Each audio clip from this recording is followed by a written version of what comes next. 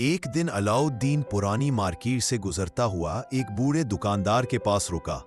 दुकान के कोने में पड़ा एक परता हुआ नीला कालीन उसकी नजर में आया। दुकानदार ने हंसकर कहा, बेटा, ये आम कालीन नहीं, इसमें जादू है, मगर इसे सिर्फ नेक दिल इंसान ही जगा सकता है। अलाउद्दीन ने कालीन को उठाया, झाड़ा। अचानक कालीन हिलने लगा और उसके नीचे से नीली रोशनी निकली। कालीन हवा में उठा और बोला, मैं उड़ने वाला जादुई कालीन हूं, बताओ कहां जाना है। अलाउद्दीन हैरान भी हुआ और खुश भी। उसने कहा, मुझे वहां ले चलो जहां लोगों को मदद की जरूरत है। कालीन उसे पहाड़ी गांव ले गया जहां पानी का रास्ता बंद था। अलाउद्दीन ने मकामी लोगों के साथ मिलकर रास्ता साफ किया और कालीन ने अपनी जादुई हवा से पत्थर हटाने में मदद की। गांव वाले खुश होकर बोले, सच्ची ताकत जादू में नहीं, नेकी करने में है।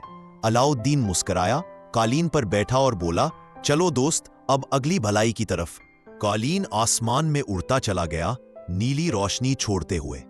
इखलाकी सबक: असल जादू इंसान की नीयत और भलाई में होता है।